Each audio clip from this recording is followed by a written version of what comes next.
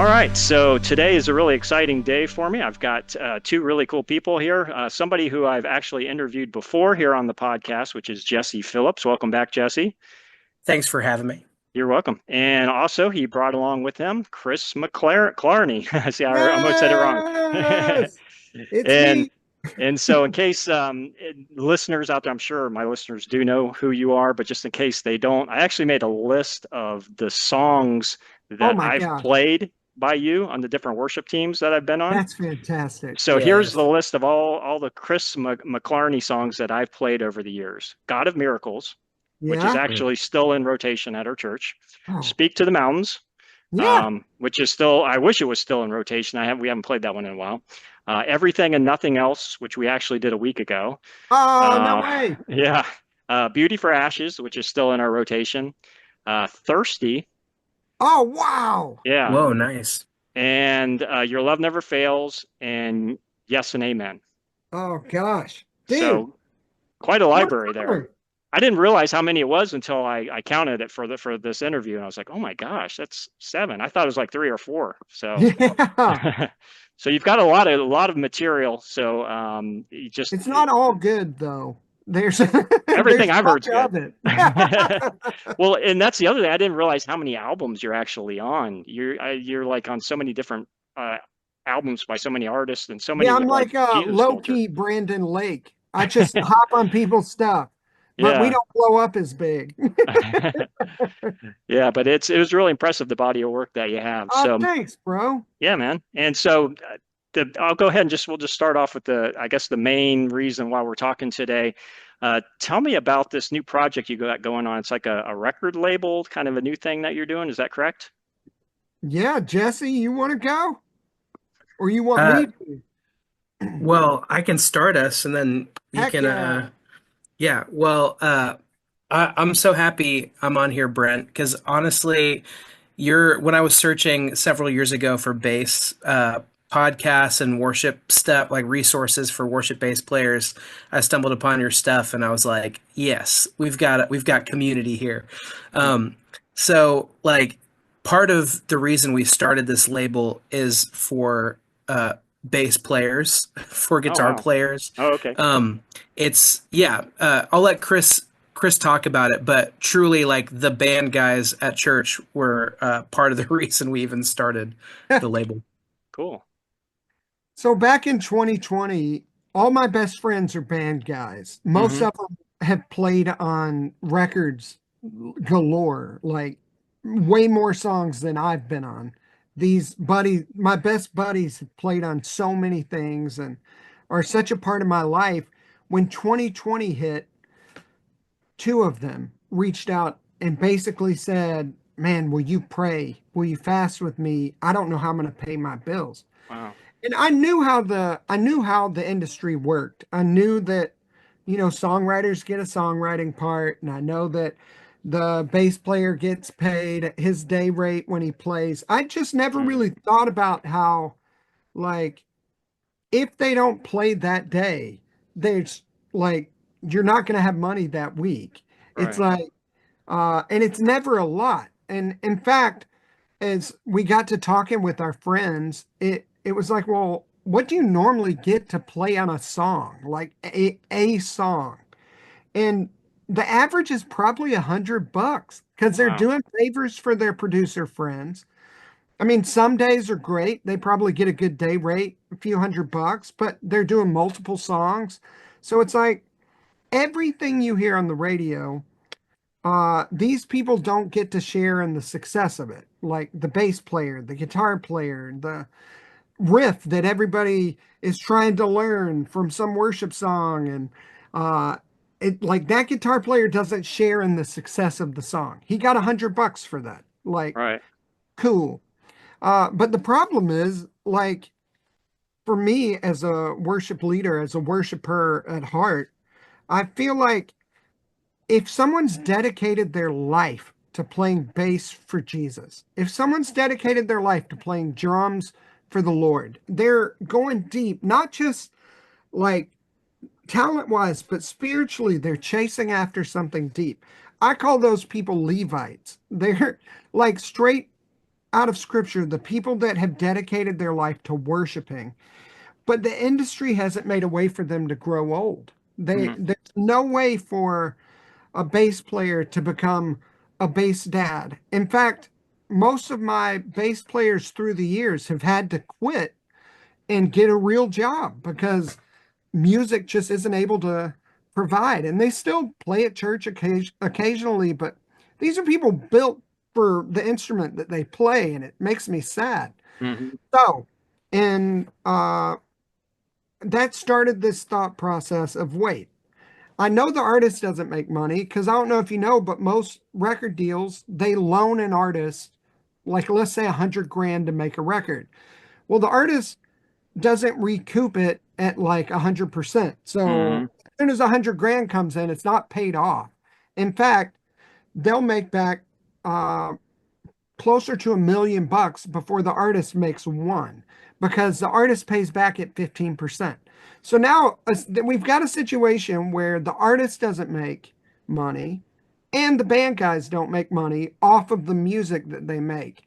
And it made me mad. I was like, wait, me and my friends make the music. Why are me and my friends not able to survive off of the music that we make? Now, Right. my story is a little different because of songwriting, and that has been such a blessing.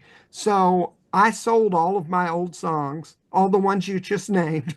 I sold them to Mm, Capitol, took the money and bought this studio that I'm in now hmm. for the purpose of like, well, let's build something ourselves. Let's make music ourselves and we just share. Like, and that's when I realized I have no idea what I'm doing. I don't know how to make a record label.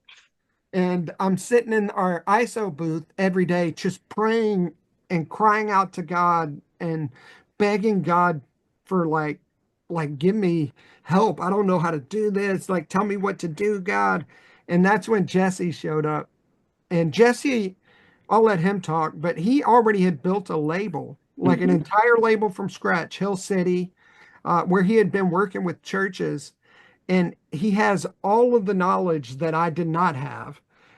All of my knowledge was on the actual worship side and writing songs, and but I never cared about the business side. But Jesse showed up, and our visions for what could be came together. And for the last 7 or 8 months, we've been designing a system where we can all play together and bass players make what producers make and artists make double what they can make anywhere else. And Wow. uh, yeah, we've just tried to create a world where people can be good at their gift, share their gift with each other in relationship and while having fun. Because what's more fun than playing music together with your friends? So yeah, out of that fun, we're making masters for $0. So there's no recouping. And yeah, we have a world. I'll let Jesse explain it more. I'm rambling now, but Okay. I get pumped talking about it. No, it's so fun to dream up this system, and we've kind of come to the conclusion that we can all share in the success, and the record label itself will make $0. Mm, So it's just a fun model to be like, yeah, people can win as the song gets out there, and if it does well, the people are winning. But then, we're taking that joint risk together. right. It's the song might not do anything, but the time spent with each other in Bible study and hanging out and writing the songs and playing together, it's not wasted time. Hmm.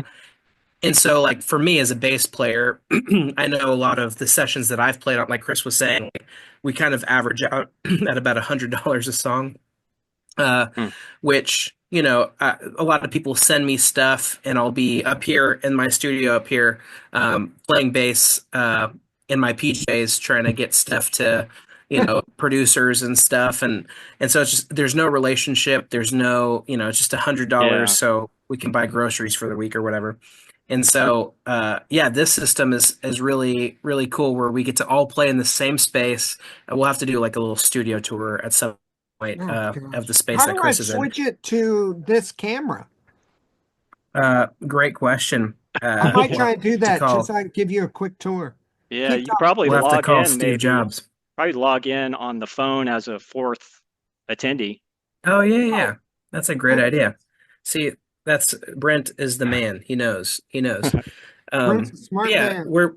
we're doing community with each other and able to not be isolated while making music. I Hmm. think a lot of the things that we're hearing, even in worship world, there's a lot of it that's recorded in isolation from each other, and Yeah, there's, like Chris was saying earlier, there's nothing better than getting together with friends and just co-laborers and getting right. to dig in and jam together and laugh and have fun. And um yeah, I remember that from youth group too. When I was first playing music, that we had like pizza and all of our friends would just jam with our worship pastor. And yeah, so a lot of that when you enter into the industry is removed. And Right. it's like, let's bring it back. Let's bring back the joy, bring back the fun, bring back the realness of what it is to make music and seek after God together. And The yeah. Okay. authenticity of people sharing their gift together. Like Hmm. a guitar player plays something that makes the drummer think of something, that makes the bass player think of something. And the way we've recorded the past, really right before COVID, we kind of made the switch. You're just emailing your bass part Hmm. back some guy who's stacking it on top of a like drum part that he just played with his fingers and he's going to send to a real drummer. And it's like that doesn't feel like real music anymore. It Hmm. feels like we're just producing product. But to bring it back, and when we get, I'll give you a quick tour.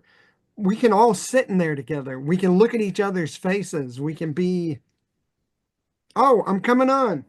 uh this space is so fun. We've got real bass amps. We've got B15 in there. Oh, wow. We've got an Aguilar DB750. Hmm. It's got an 810 cab. It's it's like for bass players and drummers to like actually jam together in the same room. There, it's just yeah, All right, I've just it's signed fun. in. All right. Let me admit that one. There we go. Yes. All right. You might. So let me turn this video around. So this is our live room. Okay. We've got a bunch of vintage drums. We've got a whole bass area Yeah, back an in the upright back. bass there. Got an upright bass. We got Yeah. Jesse's Aguilar and this 64 B15, which Mm. is amazing. Bet that We've sounds got, warm and tasty. so Mhm. good. We've got our amp room, which you can't really see. It's so dark in here, but tons of amps. We've got our back little room that we do more production and isolation stuff in. Then, of course, the lobby. We've got our little sign with the logo. We've got a Pele jersey. We've got the N64. Yeah. Cool. And then here's the room that I'm sitting in Okay. with Oh, nice. a console. What kind of console is that? Here, I'll hop off this so it doesn't echo. Okay. Um, it's Like a a, Neve? yes, a Rupert Neve, Oh, okay. uh, 5088, and Nice. it's fantastic. Everything's analog here. Well, except we have to track to digital, but Hmm. yeah, That's really cool. Well, now one of the things when you went by, you had said there's our logo. What's the name of the label?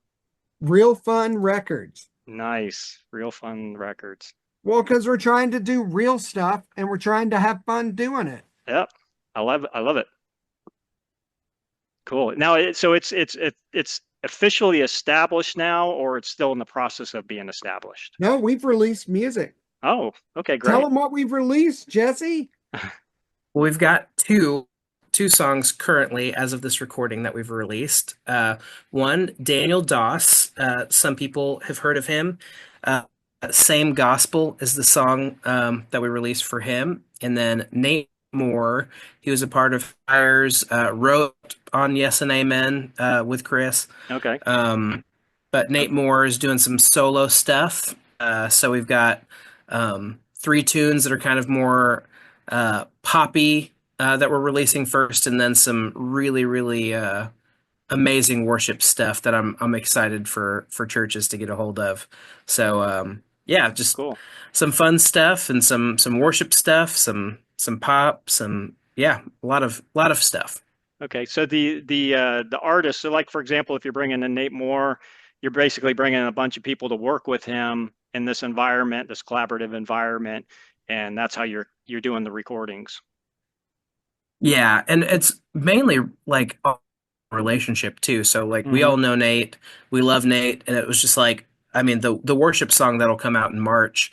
I mean, it was basically us just sitting around a room at night and kind of just like tracking it together where I mean, we didn't really have a plan. It wasn't it wasn't like a okay, from 9 to 3, we've got the studio booked, and I mean, we were just having conversation, and we knew we had some songs, so we listened to them. And we're like, let's just put some of these down, and Josh Fisher, who played for Jesus Culture, and some of the Church of the City stuff, and he was playing drums, and went in there, and I played bass alongside of him live. We were just jamming together, and Nate sang and did some vocal stuff that night too, and we're just having a good time. So Cool. yeah, it's all relational, and we don't like a typical label will sign artists to deals, but we're just making songs together. So like Nate would be free to sign with any other record label or whatever at any time. We're just making songs together. So Wow. yeah, we're not tying anyone down, and we all want to share in the success and the risk together and have fun. That's really interesting that you're not actually contractually tying people down. That's Totally. completely Yeah. different from anything I've heard before for a record contract. Oh, for sure. I mean, we would love if our friends, like, if there's some of the big boys at these labels that are like, we can give you tons of money, and we can, if it looks better than what we're doing financially for them, we're like, absolutely, Yeah. Yeah. you should do that. We've done that before. We've had friends that like have been like, hey, I'm being offered something pretty great, and we're like, you should do that, Wow. like, for sure. Right. That's really cool. So are you like, is there a certain amount of artists that you're looking to work with or like a cap that you're able to handle?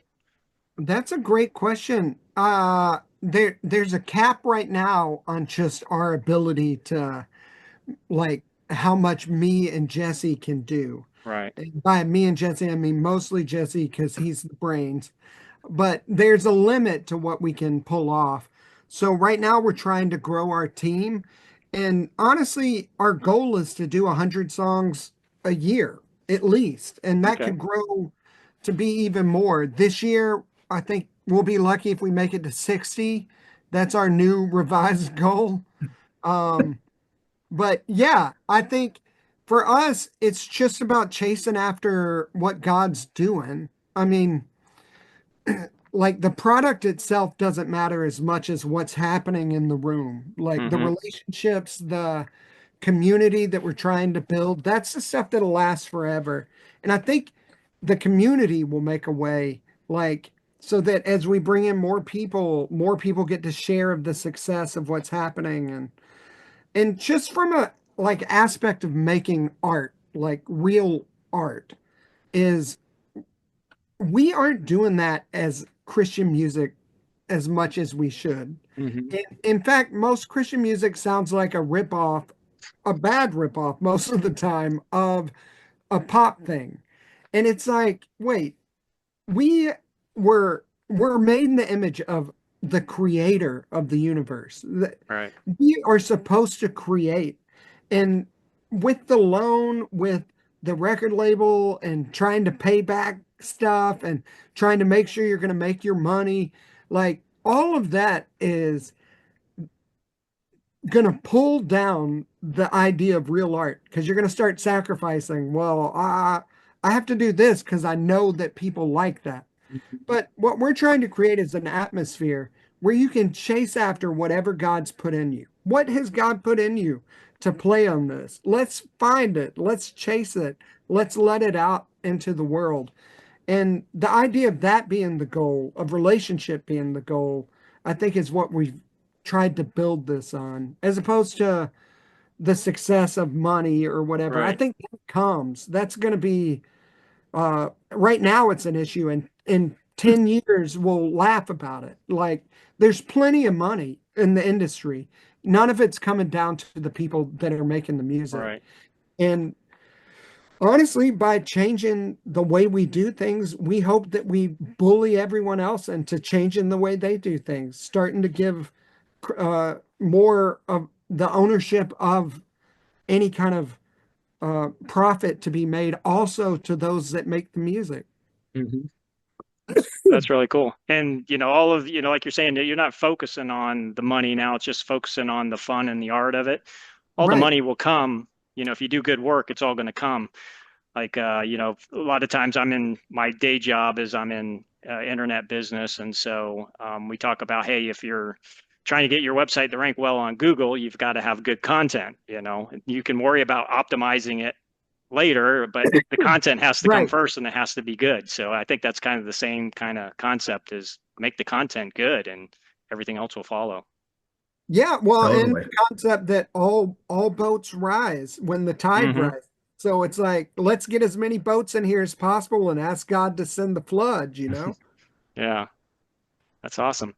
So the so obviously you mentioned that you got the studio there, so people are coming to the studio for this creative process. I'm assuming everything will be done at that studio. It's not something where you're working, at least not yet, outside of that studio.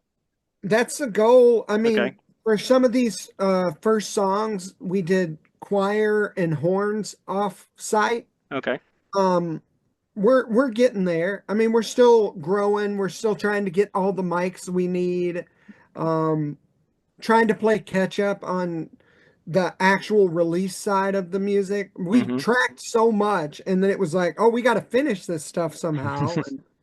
Yeah. Uh, and yeah, So all the mixing's done in-house and maybe mastering's outsourced somewhere else. well, we've been mastering Oh, in house. Honestly, okay. Jesse's pretty Mhm. good at Cool. it. That's Yeah, we've actually got a my couple of guys. Yeah, that's my least favorite part of actually recording is the mastering. It's Well, such and a I'm convinced it's a fine-tuned thing. scam. I think it's a scam. That I've sent stuff to mastering and it comes back like 5 minutes later. And I'm like, bro, the song is 6 minutes long. How did this even happen? What are you doing? It just ran it through an algorithm and it spit Yeah, something out. Yeah, right. yeah, yeah. That's how I think Spotify does it. They'll say, "Hey, do you want us to master this for you?" And push this button, and it's instant mastering. So, Yes. yeah, Mhm. but it's such a fine art. I mean, there's so much to it. Uh-huh. The good mastering is a Yeah. real art. Oh, yeah. Yeah. And that's one thing I've never really been able to quite master. No pun intended, I guess. Eh. Love it. But Love it. you've shared a lot of great information. You've actually covered a lot of questions I actually had. But I guess if somebody was an artist and they were like interested in being involved, how do they get involved? Yeah, so many fun touch points that we're trying to work on. So, if people have music that they've already worked on, they can send me anything. Jesse at realfunrecords.com. We try our best to listen to music that people send in. If they're in Nashville, we go to Chick-fil-A almost every day, so people can come hang and like tell us about themselves and hang and get to know them. We're doing writing retreats. That's something that we're looking to expand on. We're starting a publishing company as well, side by side with this record label. And part of the idea of that is like publishing deals. That's a whole nother topic, but publishing deals can be and sometimes publishers don't really do the work of publishers and try to get you in rooms and get your songs out there. They're just like, uh, that's a whole nother thing. But we're holding writing retreats that we can give really great deals to people for single songs. We're not trying to, again, like we're not trying to lock in anybody for anything. If there's a song that's useful for our system and we're like, yeah, we can totally use this song, we can offer publishing help the admin and collection and distribution of funds and all that kind of stuff. But I mean, we've been acting for this whole year basically as free publishers, just getting writers in rooms together, getting them with artists and churches. We've just held a church retreat, our first ever like church camp, essentially. Had 28 people together, just writing songs for 3 days. From Um, how many churches around the country were they from? Like 20? Around 20, yeah, 20 different Crazy. churches. And so that's a way that we hope to get more people involved in the future, and expand, the network that we're able to help. Because we're trying to build a table. Really, we're trying to build a table for everybody. Hmm. Like the music industry for so long has been super exclusive. It's like if you can't bring in a bunch of money, you're not going to get a seat at the, Hmm. but we're like, there's a church out there that is maybe 300 people that isn't going to make a huge record that millions of people are going to stream, but they have something very, very great for their congregation. And how do we help them and support them as they write for their church, whether it makes a ton of money or not? It's like Yeah. there's still so much to be, yeah, so much to be done for writing worship with no dollar signs attached to it. So, getting these churches together, writing together, that's something that we're trying to expand on. So that would be a way maybe in the future as we're throwing these camps. We have another camp with 25 new worship leaders and churches that we're trying to schedule for I think April or May. But yeah, as the year goes on and as the publishing company kind of comes together, that's part of our future plans for that. So that would be a way to get involved as well. Okay. Well, and to bring the band guys into the writing process, which has never Yeah. really been allowed, which is bizarre to me because of how big a part the musical parts play in a song. Hmm. Like James Duke's slide guitar on How He Loves. Everybody does that. Hmm. Like it's integral to the song. Hmm.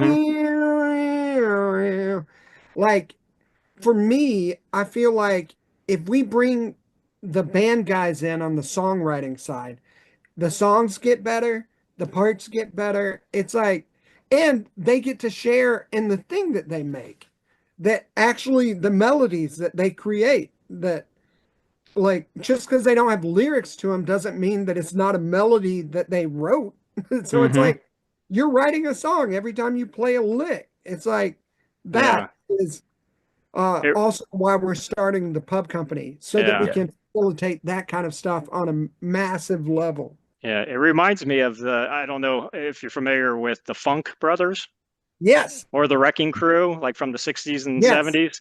Like those that's guys are we like, Yeah. reference it. yeah, Yes. they were unknown, and some of them I think died broke and stuff like that, but they were like instrumental in all the hit songs Oh yeah, from those days. And so I kind of Yep. see this as like you're addressing that exact thing that's really been around for a long time. Jamerson and Carol Kay. Hmm. Yeah, Oh, yeah. And Absolutely. That's exactly it. yeah, and you mentioned, the writing retreats, that's something when I hear that, it's like my ears perk up. I'm really excited about that because that's one of the things that I've been trying to get our church to do is to start writing songs. I come from a songwriting background, and what's funny is 11, 12 years ago when I got saved, so I'm from a secular background. All this, I like, once I got saved, I could no longer, I've never been able to write lyrics since then. whoa. And so I've got all these instrumental songs and I've been trying to like coordinate with people at the church to like write lyrics and stuff with me and stuff like that. But for some reason I hit this mental block of like Send them lyrics. over. We can help. Yeah, so it's Me like and that. Jesse, right?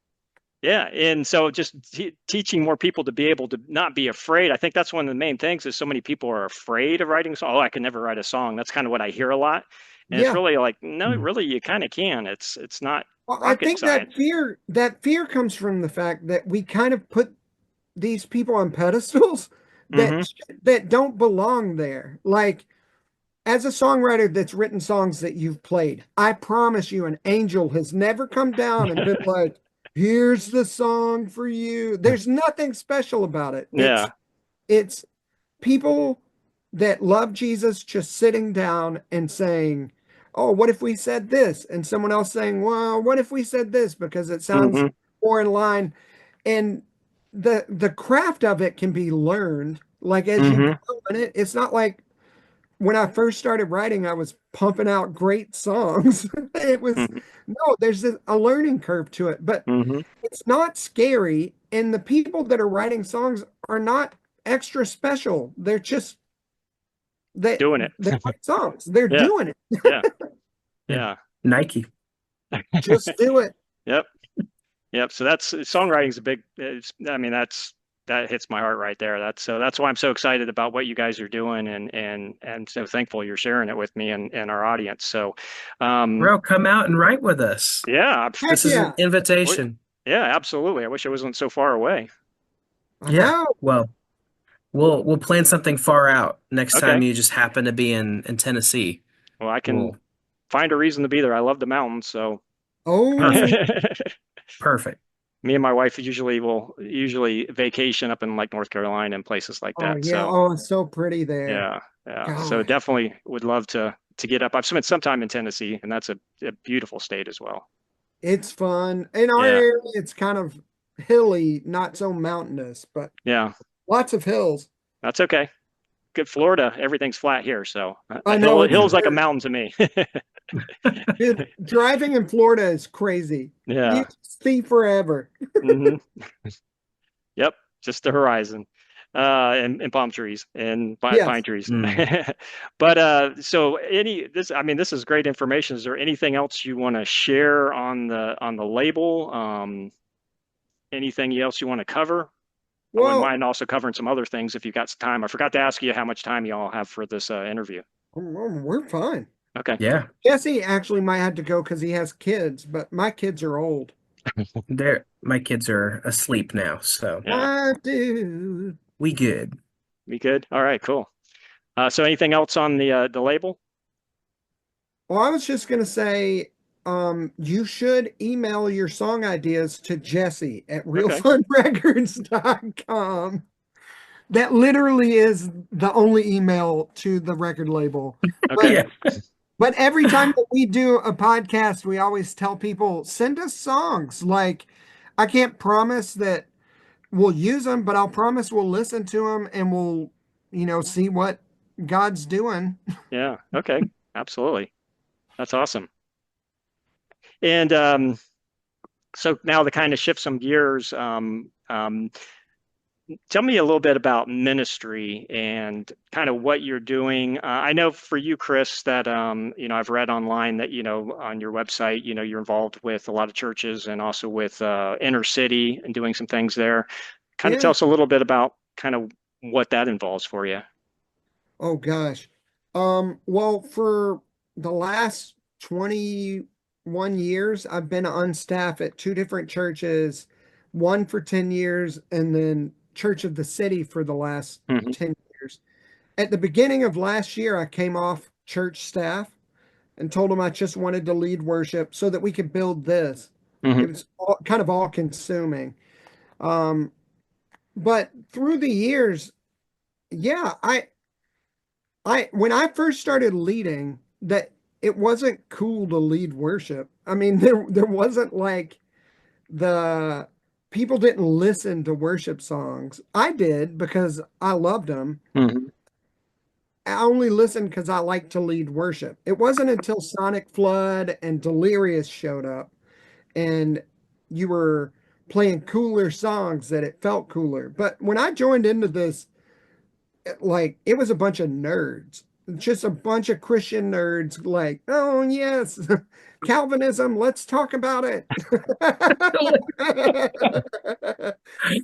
um, and since then it's become a whole industry, the worship industry. I laid everything down when I was about 18. I went to Integrity Music and I felt like I heard God say, so I'm down there like a deal on the table. And I felt like I heard God say, this isn't what I have for you. And to be fair, God sounds like me talking to myself. So I always have to be like, is this you, God, or me? But I felt like I really heard God say, this isn't what I have for you. On the way home, I get a phone call from one of my friends who's in a band called Sonic Flood at the time. And he says, Bro, the band broke up last night. We have a show tomorrow. Will you play guitar with me? We'll just do like a two guys leading worship type thing. And so I did that. And it was called Sonic Praise back then. And it was just somewhere in Nashville, there'd be a night of worship. And uh, the band had broken up. So I show up, play guitar. And normally halfway through concerts, you know how they do the pitch for Feed the Children or whatever. Well, that night, the guy whose ministry was in that building, um, and all they did was give out food and clothing to homeless people and uh, did ministry in the inner city of Nashville. Hmm. And he shared Matthew 25. So he just shared the I was sick and in prison, you didn't visit me. I was hungry, you didn't give me food. I was thirsty, you didn't give me something to drink. Depart from me, I never knew you. So he shared that. And that same voice that was like, no on the integrity deal was like, this is what I want you to do. So I'd love to tell you I sold everything and moved downtown Nashville, but I didn't have anything to sell. I did move to downtown Nashville and for 3 years just quit music altogether. Mm. I liked music and we did worship times for our small group at the ministry and I'd lead those, but I'd laid down the idea of recording records or being some sort of artist. And fast forward, I meet my wife there at the inner city ministry. She wasn't homeless. Not that there's anything wrong if one of your listeners has married a homeless person. That's fine. My wife just didn't happen to be at the time. But we met ministering down there, and I started going to her church, like the one she grew up in. And that we I wasn't going to be on staff. I just showed up to go. But they needed worship help and they knew that I used to lead a lot. And so they asked like Bethel Music had just been through Nashville and they were friends of mine that I had known and they told them, "Oh, Chris knows how to lead like us." So this pastor at the church said, "You think you can lead worship like Brian and Jen Johnson?" And I was like, "I don't know what that means, but sure. Yeah. Yeah, sure." So I led worship 1 week and that turned into 10 years. And about 3 years into being there, I felt like that same voice said, "I want you to make a record." But again, God sounds like me talking to myself. So I go, "God, if it's you, then provide the money. I don't want to go in debt over a stupid me idea." I was fine just leading worship at church, like didn't need to record. This guy, this is a true story. I still have never met this guy. This guy named Grayson emailed me and said, "God told me to give you money. What do you need money for?" And I go, "Well, guitar strings. We need new drum heads at church." And then I wasn't even putting the pieces together. I was trying to come up with something real funny. Like I didn't get the vibe he was going to send a bunch Mm. of money. So I was trying to come up with like a big ticket item just to be silly. So I was like, "Or you can buy me a car." And I was like, "Oh no, delete." And I said, "Or if you give me $15,000, I'll make a record." LOL. Well, homie mailed a check for 15 grand Wow. with my name on it. And so then I was like, "Well, I guess I got to start writing songs." So then I started going through like old notebooks of ideas and I wrote Your Love Never Fails and a song called Your Love Is Everything. I only wrote about God's love back then.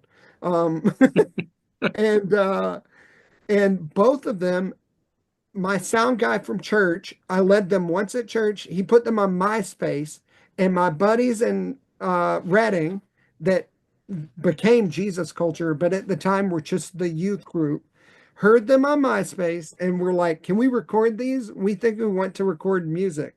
And I Mm. was, "Sure." So they recorded two of my songs and they went everywhere.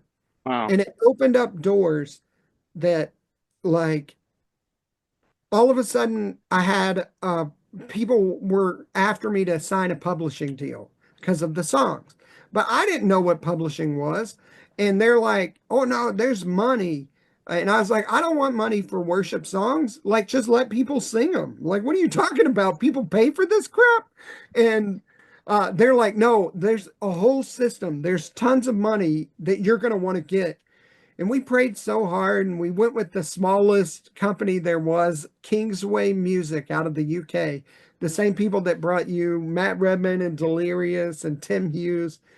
And I just loved what they were doing. And we signed with them. And then they got bought by Integrity, and they had a partnership with Capital. So all of a sudden, I was technically signed to every label in town because Wow. Integrity had partnerships with uh, Sony. So I was writing everywhere in town for like 3 years. It was just this journey God had me on. All these people set me up in rights with all of their writers. And that's where I made all the friends that we're using now to build our label, was just the kindness of God to open all these doors, and the me just kind of stumbling through them, honestly. Hmm. And my first record after the one that I made because God told me to. So I finished that and gave it away for free. I would have them on a table with a sign that said, pay whatever you want. Wow. And my wife wrote under it, like, it costs $2 to make. And because she was like, they don't let them just take it. And I was like, I don't care if they take it. It's fine. Like, God gave me 15 grand to make this crap. Um, the next record, though, was just demos because I signed this publishing deal and got stressed because in the fine print it said I was required to provide them with demos of every song I wrote. Mm. And I thought that meant I had to make like actual demos. Now I know it means you can just voice memo Yeah. demo and stuff. But one of my friends from Hillsong was recording a record, and I was like, can I borrow your band at the end of the day? And she was like, sure, why not? So she finished recording, and I literally just used her band, and we played through 5 songs one time through. Wow. That became my EP.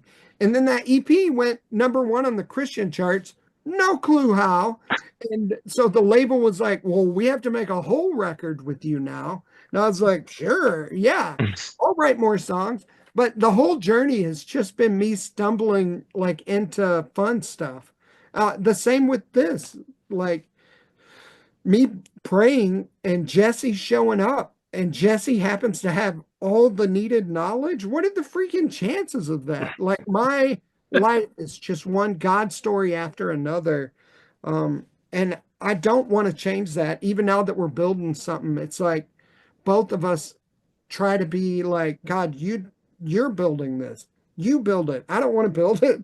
Like, if you build it, then no man can tear it down. Like, you build Hmm. the house. But yeah, I I don't know why I got on that. Oh, you asked about my story. So that's kind of how I ended Yeah. up doing what I do. Um, I felt like God pushed me out of that church, and we wanted to find a tiny church plant. I was tired of big churches. The church had grown to like 2,500 or 3,000, and I Mm. was like, ooh, I want to go back to a tiny church. So we found this small church plant called Church of the City. There was like 60 people max in the room. It was awesome. And they had 2 churches. So you'd lead worship at one place in the morning Hmm. and then drive downtown Nashville to lead at the other one. Both of the crowds were tiny and nobody knew how to worship. And it was so fun to watch them. Like, I would explain, like, oh, so you can lift your hands if you want. And then to see them like go from this to like one of these. Uh and this I remember my favorite Sunday, real early on, this real gruff looking dude came up to me.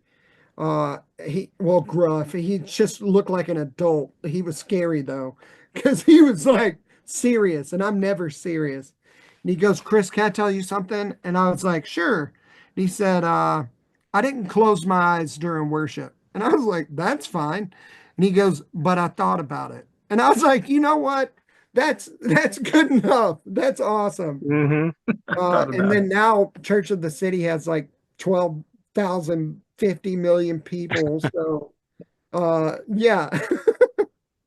Yeah. Well, that's And how Chris and I met too, doing ministry at Church of the City. right. Um, like I was invited to that church plant, and then my first Sunday I show up, and it's like merging with this bigger church, and so like yeah, it was just an interesting, interesting colliding of worlds, wanting the smaller church, but then seeing the growth, and it was cool. And so Chris and I just served together on Sundays for several years, just you know hanging Well, out, playing and music, and for some Yeah. reason, I fell in love with Jesse week one. He did not know me, and I was just back standing by him. And like, I was like, I just love this guy. And so I tried to crack him up the whole service. I was trying to do dumb stuff. Yeah. Mm. I would actually, on the way to church, think of funny things I could say to make Jesse laugh. Like one week, I was like, I should get there and just sound check a Lady Gaga song. Well, I don't know if you remember from the first interview we did, Jesse, but I had mentioned about the hang, mm-hmm. and so I see both of you guys as just in that same spirit of just being fun at the hang and just being able to just Oh, yeah. not like you said, Chris, not taking things too seriously, having fun with it, and so yeah, that's awesome that you guys are able to hook up like that. The Yeah, hang.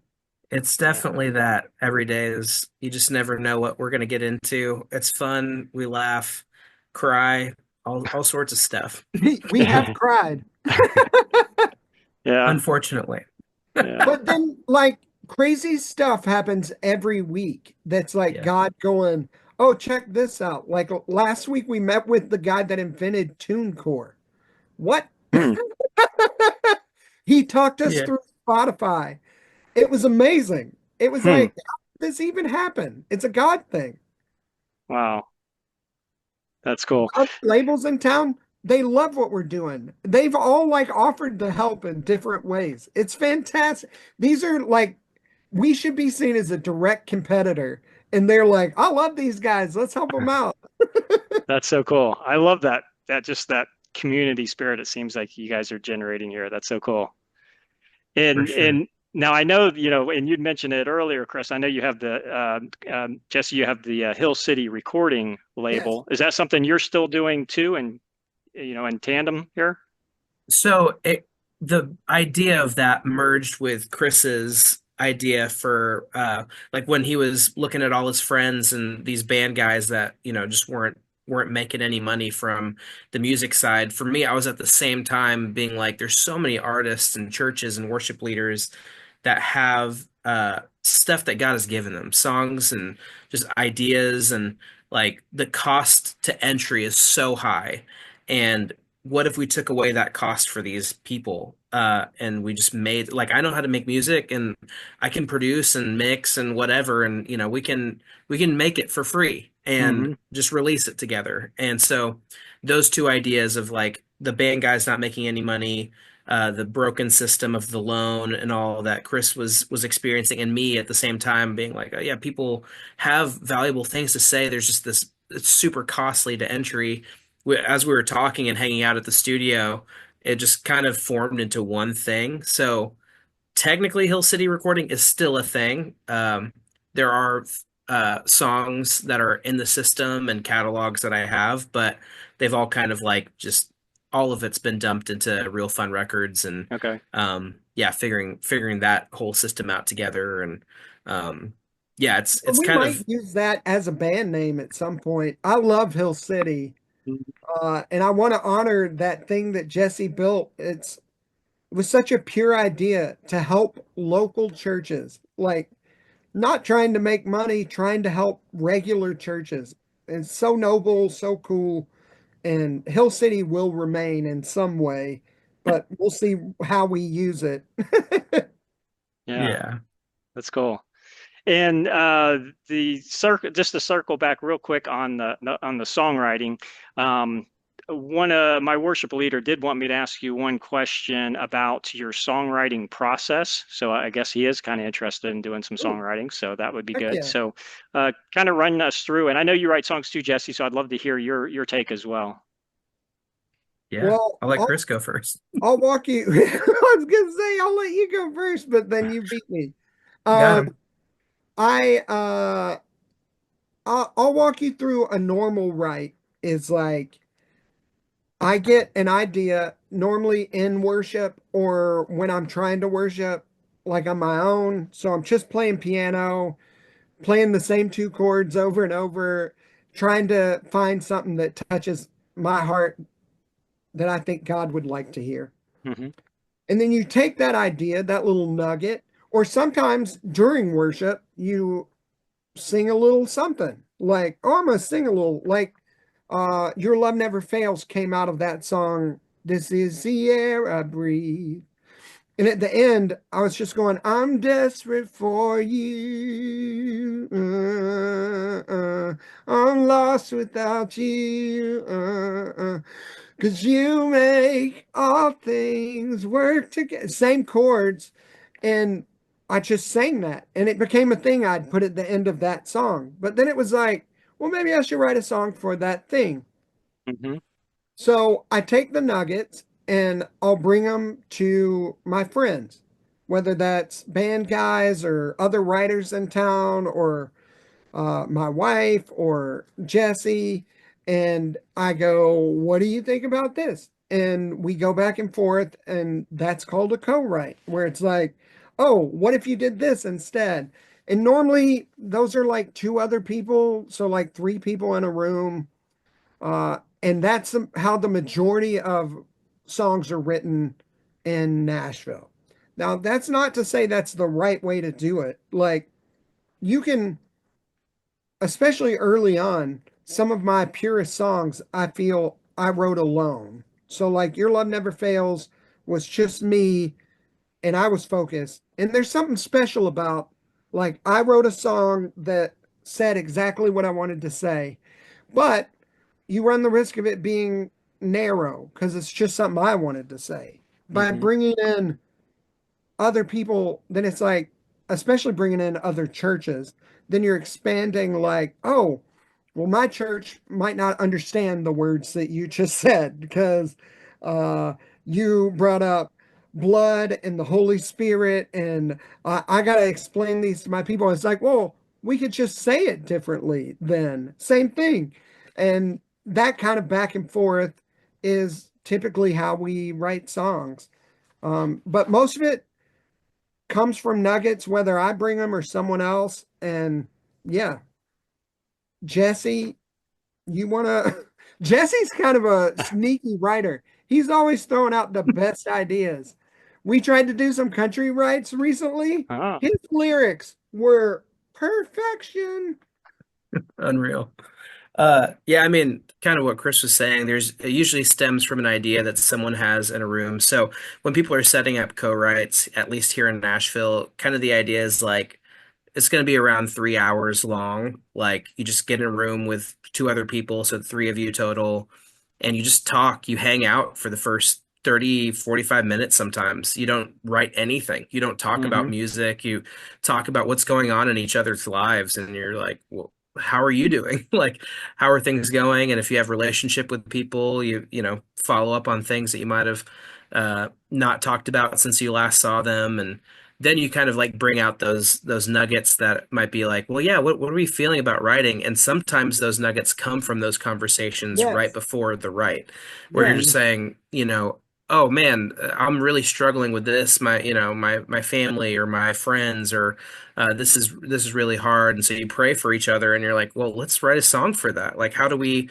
bring that to God, and how do we say that in song form? And so a lot of my favorite writes have come out of just like I have something pre-stocked that I'm like, I'd love for this to be what we say. And then in praying before we even write, I'm like, actually, like Yeah. that we need to write about that. Like forget what I had come in with.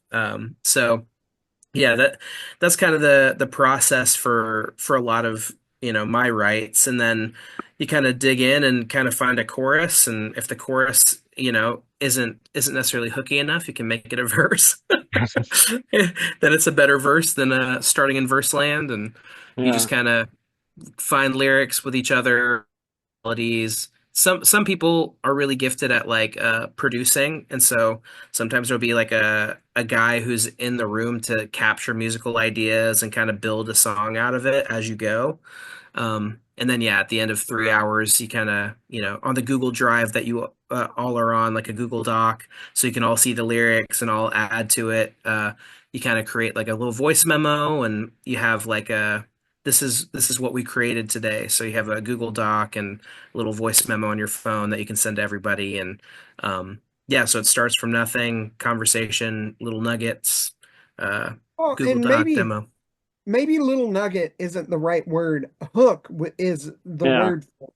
And a hook can be anything. It can be a lyrical thing. Like Hmm. a lot of guys are like, they show up at the right and they're like, I had this idea for a song and I want it to do this. That's a hook. It's something you can latch onto and begin the right. Or Yeah. sometimes it's a literal hook, like a guitar riff that is like, okay, I can latch onto that. What is that saying? Or sometimes it's like those nuggets in worship, the little hooks that are like, oh, we can build a song around this because I know it's catchy because I've heard people singing it. It's like those things are how you start. And starting is the hard part. Hmm. Honestly, sitting in a room with strangers and trying to co-write, it's hard. It's the talking, it's the relational piece that takes out the stupid like stress of it. And then like he said, so many of the writes have been like, man, I'm really struggling. Like, oh, let's pray for him. And then it's like, what if would this kind of lyric help you in this season? And you're just spitting back out to them what they've just said to you, but from your point of view. And it brings Mhm. life to them, it brings life to you, and it brings life to the church. That's like the ultimate. Yeah. Mhm. That's awesome. And I know you said hook is probably a better word for it, but I do love little nuggets. I think that's a Well, nuggets is cool. that's a cool Which one. we do Everybody go to loves nuggets. Chick-fil-A. Yeah. We go to Chick-fil-A every day, so I mean Yeah. it makes sense that nuggets would Musical be yeah. nuggets. Yeah. Yeah. Shout out to Leah, our Shout Chick-fil-A out lady.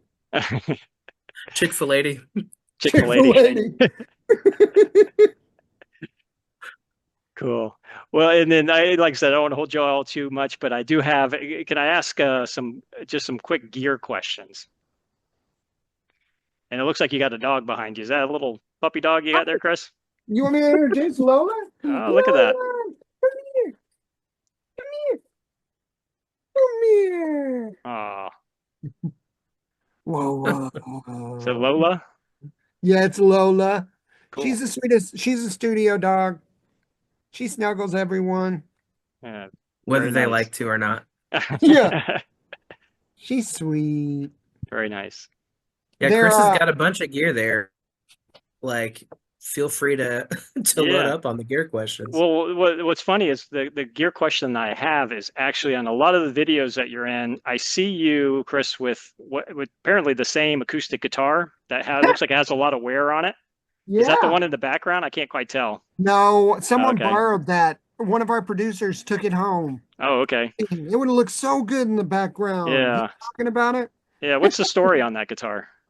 So I found that it's a 1966 Gibson J45 that I found at Guitar Center, back when Guitar Center had like an epic in Nashville, an epic used guitar section, and it was unreal. You could go in there and see like $20,000 Martins. I mean, Wow. this was back when Guitar Center was at its peak. Yeah. Um, Now we just use them for strings if we're in a hurry. If not, Yeah. it's Sweetwater.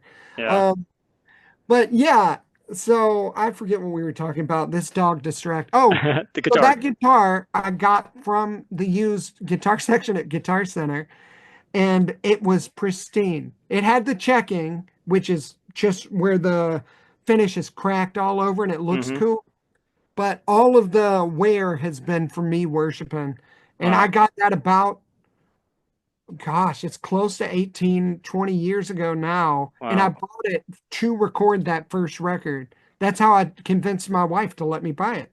I Wow. was like, I can't be recording a record with an old guitar, babe. Yeah. It's an excuse we all use, you know. Can't do any new recording or playing out if I don't have a What am I new supposed to do instrument. with this? Yeah. Yeah, I can't, I don't have enough here. I need some Yeah, more. no. Amazing. Yeah. Yeah, I noticed that because our worship leader has an acoustic guitar that he literally wore a hole through Yes. above the sound hole, and I was like, Okay, "How in the I'll world grab did you one. do I've that?" done that too. Uh, He's off to find more of his holy guitars. ah, oh my goodness, yes, that's yeah, I can't believe that. Wow. Yeah, this one's the cedar top with the koa back and sides, and it's when Takamine was trying to rip off Martin. So it sounds excellent, but I think Yeah. it's technically illegal.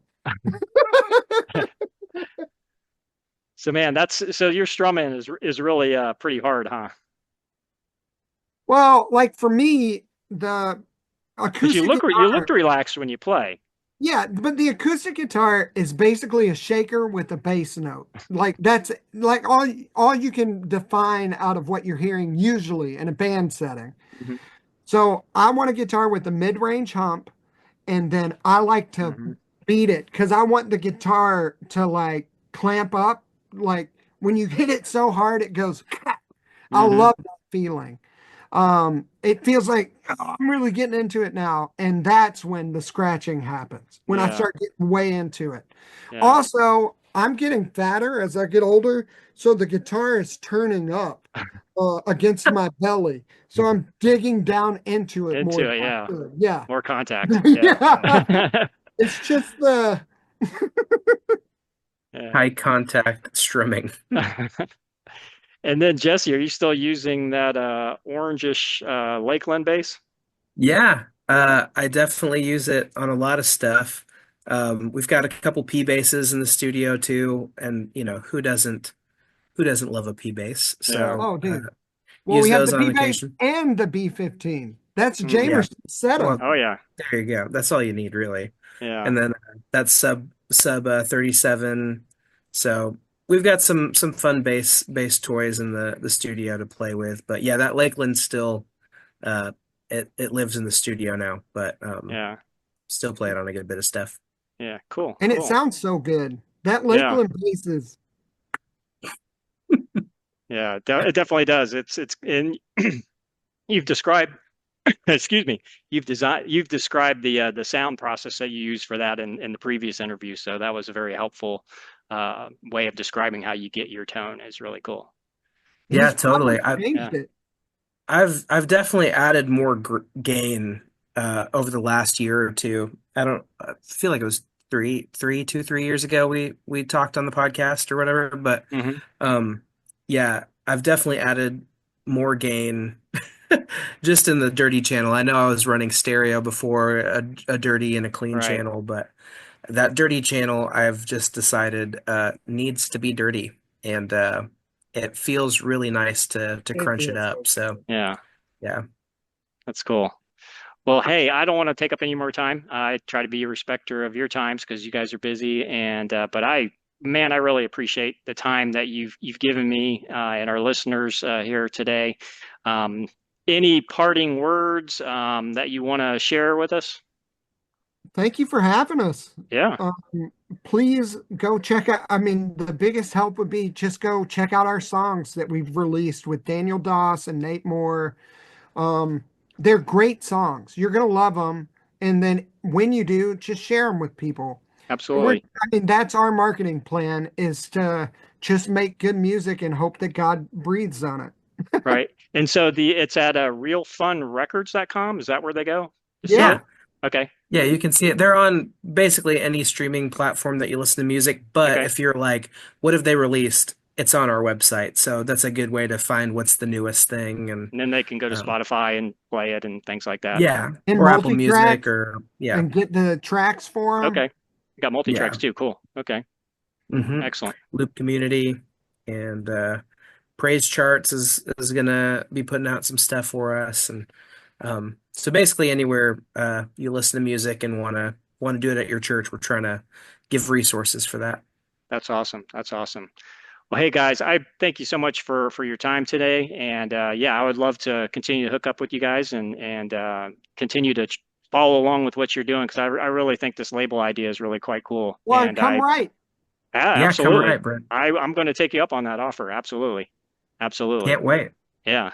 And so, yeah, I'm going to be continue to pray for you guys that you have Thank you. all the success that you can possibly have from this, not just for your sake financially, but just for the sake of the kingdom work that you're doing and, Yeah. helping to just continue to create that community and to do things that are really honoring of God and not just for the money, although I hope that some money comes from it too, because those that work do deserve their pay. So hope you at least have the ability to, of course, keep your lights on and continue doing the things that you're doing. So yeah, I'll just continue to pray blessings over you and your families. Thank you, Thanks, dude. Brent. That means so much. Yeah, Yeah, it really absolutely. does.